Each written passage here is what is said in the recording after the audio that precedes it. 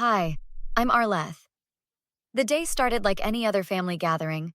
Smiles, small talk, and my mother-in-law Eleanor's signature passive-aggressive comments that everyone pretended not to hear. My 6-year-old son, Miguel, was playing with his cousins in the backyard while the adults mingled inside Eleanor's immaculately decorated living room. "Your son seems to be playing a bit rough with the other children," Eleanor commented, sipping her wine while adjusting her pearl necklace. "He's just excited to see his cousins," I replied, maintaining my smile. "They haven't seen each other in months." My husband, Daniel, squeezed my hand. "Mom, the kids are fine. They're just being kids. Let them enjoy themselves." "I suppose," Eleanor sighed dramatically. "Though in my day, children were taught proper behavior at all times." Eleanor's birthday parties were always extravagant affairs. Catered food, expensive decorations, and an unspoken expectation that children should be seen, not heard. "Mommy, I'm thirsty. Can I have some juice?" Miguel tugged at my sleeve as he ran inside, his cheeks flushed from playing. Before I could answer, Eleanor interjected. "There's water in the kitchen, young man. Juice will stain the new carpet. I just had it installed last week." "But Grandma, you said we could have juice boxes. The other kids have them," Miguel said, pointing to his cousins who were indeed drinking juice boxes on the patio. "Did I say that? I don't recall," Eleanor frowned. "Don't contradict me in my own home. It's very disrespectful." "He's just thirsty, Eleanor. I'll get him a juice box and make sure he drinks it outside," I offered, starting to stand. "I said no!" Eleanor's voice sharpened. "He needs to learn some manners. You're too soft with him, Arleth." What happened next seemed to unfold in slow motion. Miguel reached for a juice box on the side table. Eleanor's hand flew out, striking him across the face with a sharp slap that echoed through the suddenly silent room. "Eleanor!" Daniel jumped to his feet as I rushed to Miguel, who burst into tears. "How dare you!" I scooped my sobbing son into my arms. "You do not hit my child. Ever!" "He was being disrespectful," Eleanor said coldly. "In my day, children knew their place. A little discipline never hurt anyone." Daniel's sister Lucia moved closer. "Mom, that was completely out of line. You can't hit him like that." "Don't you start too," Eleanor snapped. "This is why this generation of children is so entitled." "Arleth, can I talk to you?" Daniel whispered, his face pale with shock. We stepped into the hallway, Miguel still clinging to me, his small body trembling. "Did you see what your mother just did?" I hissed. "She slapped him across the face." I know. I'm as shocked as you are." Daniel ran his hands through his hair. "I've never seen her do anything like that before. I don't know what got into her." "We're leaving, now." I grabbed my purse from the side table. "Wait, let me talk to her first. Maybe there's an explanation." "No, Daniel. This isn't up for discussion. Your mother hit our son for asking for juice. There's no explanation that makes that okay." As we gathered our things, Eleanor's friend Patricia approached me. "Arleth, I saw what happened. That wasn't right." "Thank you for saying so," I said, my voice tight. "It's not the first time," Patricia whispered, glancing around nervously. "I've seen her lose control with the other grandchildren, too. But everyone's too afraid to stand up to her." I stared at her, something cold settling in my chest. "Well, I'm not afraid. She's always been strict with children," Daniel's cousin Marcos explained over coffee the next day. "But hitting them? I've never witnessed that myself, though I've heard stories." "Patricia said it's happened before," I replied, warming my hands around my mug. "With other grandchildren. Look, Eleanor controls the family with her money and her status." Marcos leaned forward, lowering his voice. "Nobody wants to get on her bad side. Her Christmas checks pay for a lot of vacations, if you know what I mean. But what she did to Miguel? That crosses every line."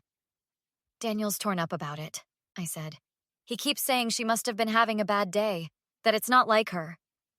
"What do you expect? She's his mother," Marcos shrugged. "He's been making excuses for her behavior his whole life. But ask around. There are stories. Plenty of them." "Has anyone ever confronted her?" I asked, stirring my coffee absently. Are you kidding? She'd cut them off so fast their heads would spin. The family runs on fear of Eleanor. Later that afternoon, I met with Lucia at the park while our kids played. I should have said something sooner, Lucia admitted, her eyes following her daughter on the swings. She grabbed my Sophia's arm so hard last Christmas it left bruises. When I confronted her, she said Sophia was reaching for an antique and she had to stop her. And you believed that? I couldn't keep the edge from my voice. I wanted to. Lucia's eyes filled with tears. It's easier than accepting your mother is abusive. Daniel and I both grew up with her. Methods. Has she ever apologized for anything? Ever admitted she was wrong? Never. In Eleanor's world, she's always right. Lucia's phone buzzed.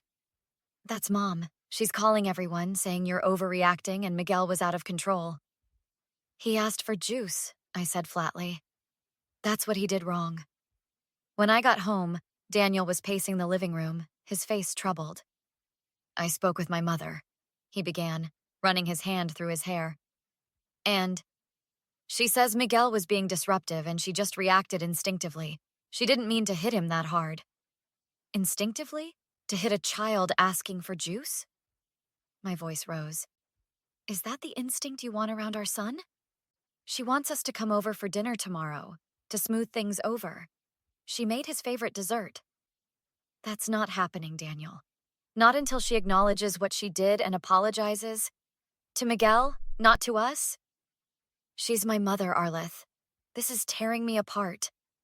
And Miguel is your son, I countered. Your 6-year-old son who did nothing wrong but ask for something to drink at a party. Daniel sat heavily on the couch. What do you want to do? I've been talking to people. This isn't the first time she's hurt a child in the family. Daniel's head snapped up. What are you talking about? Ask your sister about Sophia's bruises. That was an accident. Was it? Or is that just what everyone tells themselves because confronting the truth is too hard? We were interrupted by a call from Eleanor's neighbor, Mrs. Chen. Arleth, I heard about what happened, she said, her voice gentle but firm. I've seen how she treats those children when no one's looking. The way she talks to them, grabs them. I've been concerned for years. Thank you for telling me, I said, meeting Daniel's shocked gaze. Would you be willing to talk to other family members about what you've seen? Absolutely. It's time someone stood up to that woman. The children deserve better. I don't know why you've dragged me here, Eleanor said coldly, sitting across from us in our living room 3 days later. She smoothed her expensive slacks and glanced around dismissively. This family meeting is unnecessary. We could have handled this privately. You hit my son, I stated flatly. He was misbehaving, she said, waving her hand. Children need boundaries. He asked for juice, Daniel said, his voice firmer than I'd expected. That's not misbehavior, Mom. That's a normal request from a thirsty child. Daniel, I raised you to respect your elders, not question them, Eleanor huffed, her perfectly manicured nails tapping impatiently on the armrest. You never would have spoken to me this way before she came along. And I'm raising my son to know that no one has the right to hurt him, I interjected. Not even his grandmother. Especially not his grandmother. Lucia and her husband sat beside us, a united front. Mom, we need to talk about your behavior with all the grandchildren. This isn't just about Miguel. What is this, an intervention? Eleanor laughed bitterly. Have you all been watching too much daytime television? If that's what you want to call it, I replied. We've spoken to other family members, to your friends, to your neighbors. This wasn't an isolated incident. You've been talking about me behind my back? Eleanor's face reddened. How dare you, after everything I've done for this family? People have been concerned for years, Daniel said quietly, but everyone was too afraid to speak up. I'm ashamed I was one of them. This is ridiculous. I discipline children when they need it. Someone has to, since none of you seem willing to. Hitting is not discipline, I said. It's abuse. There's a difference, and the law recognizes it. How dare you use that word? I've given everything to this family. My time, my money, my whole life. Money doesn't buy the right to hurt children, Lucia added. It never has, Mom. You too, Lucia. Eleanor's voice quivered. After I helped with your down payment? After I paid for Sophia's private school? Those were gifts, Mom, not licenses to hurt my daughter. Eleanor turned to Daniel, her voice softening. Surely you understand, son. Your wife is overreacting. I barely touched the boy. You know how children exaggerate. I saw it, Mom. We all did. Daniel's voice broke. Miguel had a handprint on his face. Your handprint. I'm sorry if I was a bit harsh, but... No, I interrupted. No buts. Either you acknowledge what you did was wrong and commit to never laying hands on any child again, or you won't be seeing Miguel. You can't keep my grandson from me. Eleanor stood abruptly. I'll take you to court for grandparents' rights. I have an excellent attorney. Go ahead, I said calmly. We have witnesses. We have a pattern of behavior. Do you really want a judge to hear about that? You ungrateful... Eleanor stepped toward me, hand raised. Daniel moved between us. Mom, stop. You're doing it again. See? I said. That's your instinct. Violence. When you don't get your way, you lash out. I'm leaving. Eleanor grabbed her purse. When you're ready to apologize for this ambush, you know where to find me. You're the one who needs to apologize, Daniel called after her. To Miguel. To all the kids. Eleanor paused at the door. This isn't over. You'll regret turning my family against me. I promise you that.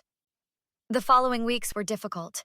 Eleanor called family members, friends, even Daniel's workplace, spreading her version of events. But something unexpected happened. People began sharing their own stories. Years of silence were breaking. The school counselor wants to talk to us, I told Daniel one evening. Miguel mentioned the incident during their session. Is he okay? Daniel asked, worry etched on his face. Is he having nightmares again? He's processing it. But the counselor is a mandatory reporter.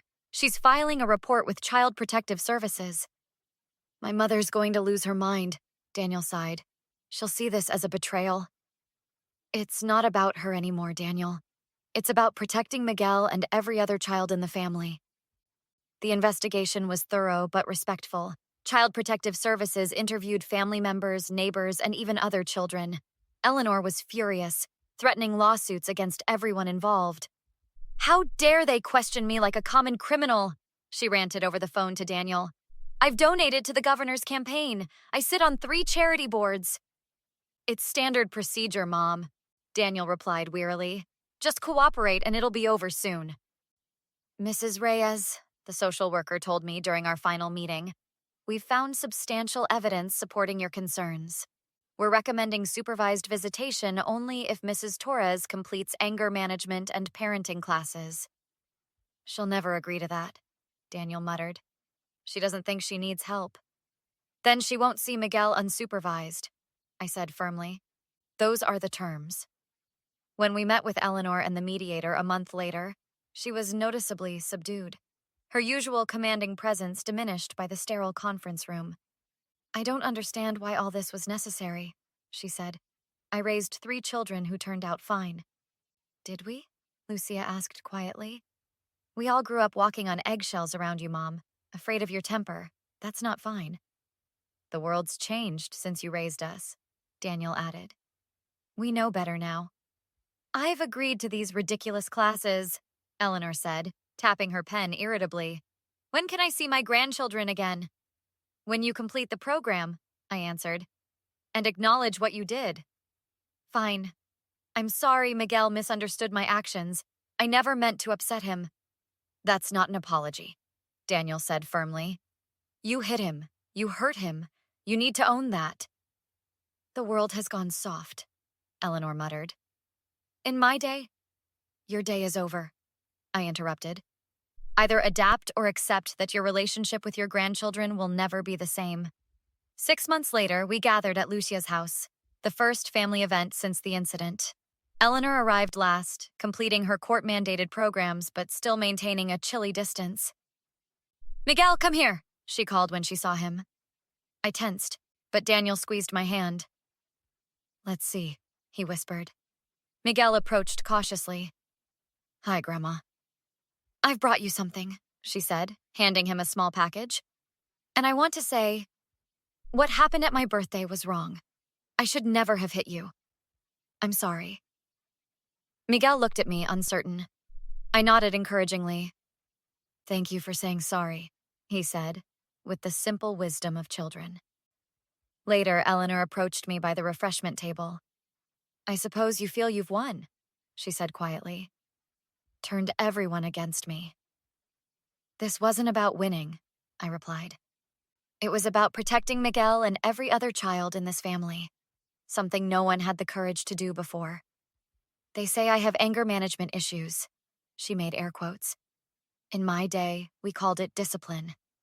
Well, your day is over, and if you ever raise a hand to my son again, so is your relationship with him. Have you ever had to stand up to a family member to protect someone you love?